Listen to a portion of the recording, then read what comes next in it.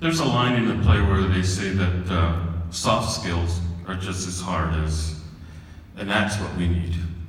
We need to heal the community.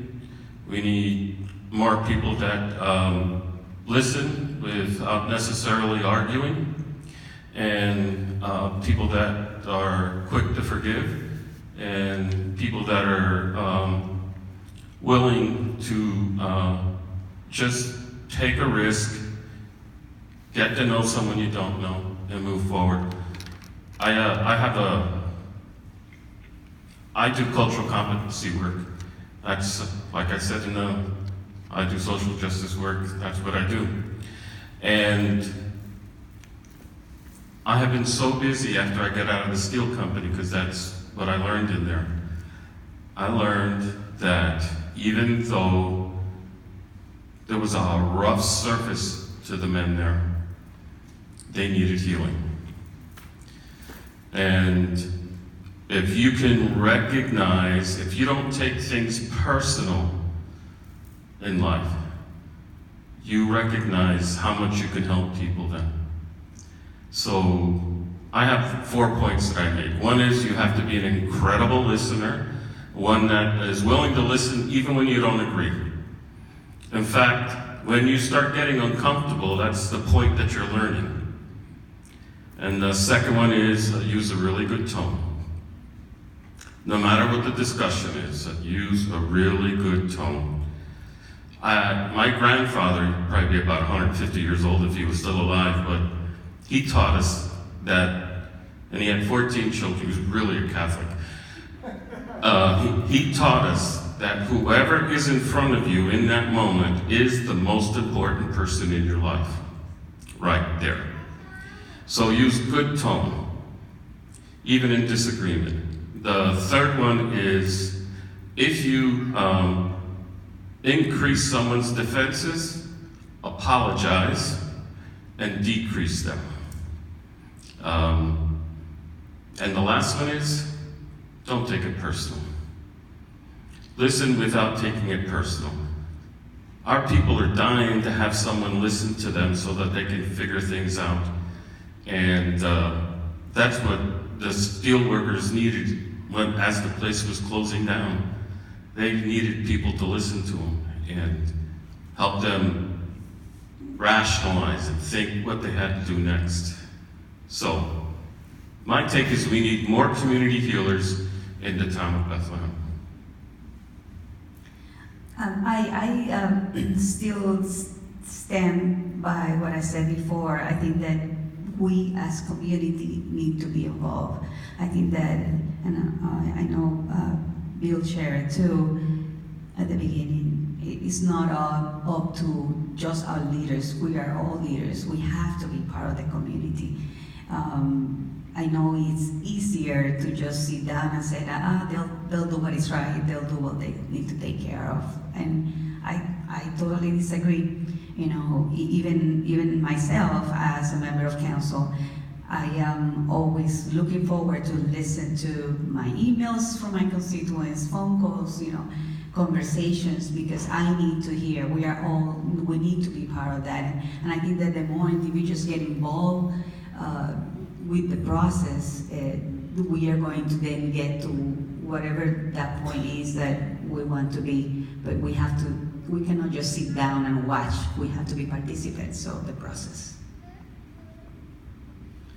I think one of the things is the little things. You know, it's the good mornings and the smiles and the friendships, the handshakes. It's those little pieces that we do or that we don't do with each other. And I think over time that those will build relationships that are can have those more difficult conversations. So in my job, I spend a lot of time with those questions, how do we not leave them behind? And whether that's an issue relating to homelessness or affordable housing, you can become overwhelmed pretty quickly. There's a lot of issues out there, and there's a lot of caring, thoughtful individuals looking to tackle those issues, a lot of organizations. And sometimes it feels as if there are many more questions than there are answers, or many more challenges than there are solutions. And so sometimes I think, you just gotta step back and you can't eat the whole elephant at once. You have to take it apart and even be a little satisfied that you may be able to only tackle one piece of it at a time, even when you don't feel as if you've accomplished much for that day or that week or related to that issue.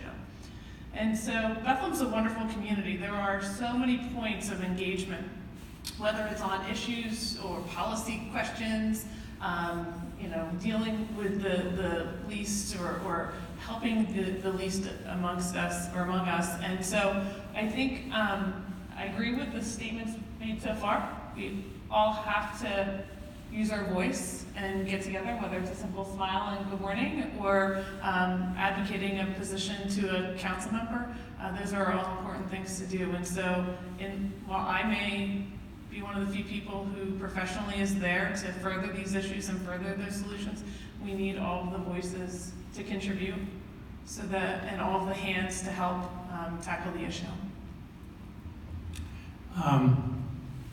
One of the really good books about towns is called Our Towns by James Fallows, and he had 11 different best practices of a community that a community should be strong. And 3 of them, which I think speak to the question here, is one, the community is not Republican versus Democrat, it's not red versus blue, it's about Bethlehem. It's about what are Bethlehem's problems and how do we solve them.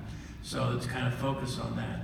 Secondly, there's a strength about collaboration and town versus gown versus the business versus the politicians and stuff that are all working together, supporting and providing their resources. And the last is accepting, to get to the issue around Puerto Ricans, that the town doesn't need to think of itself this way, but it really needs to be a sanctuary town where everybody feels safe to be able to be part of it, to volunteer their time to make it a better place. And so if you have those 3 strengths as part of your town, you're a long way from breaking down there are resources that have to be allocated and the like, and there will be competition for those resources, but if everybody's looking at the same problems with the same set of objectives, they're much easier to solve. So I think Bill's first question was how are we going to get to where we want to go, and I think conversations like this help us a little bit, because you really have to start with that definition of where we collectively want to go, whether it's we here in the city of Bethlehem or we in Lehigh Valley. And I think that these are great, healthy conversations where we get a chance to have a little more clarity around the answers, where we get a chance to at least attempt to understand each other, even if we don't necessarily agree with each other. So this is a good part of that. And I really want to stress that community is, so I live in Allentown. My daughter goes to school here in this building in the south side. And we couldn't be happier that we are kind of a pan-Lehigh Valley family at this point. And the stakeholders for Bethlehem are much broader than just the people who live in this city. Bethlehem is part of and helps influence the character of our entire Lehigh Valley, just as Allentown does. We're all sharing in this community. So making sure that these conversations kind of spill the political boundaries is important. The other thing, and I think you mentioned this, you brought up this question of how do we not leave people behind. One thing that I would say is that when we are considering an issue as a region, we do have to take into account others. And I think sometimes that gets left out a little bit.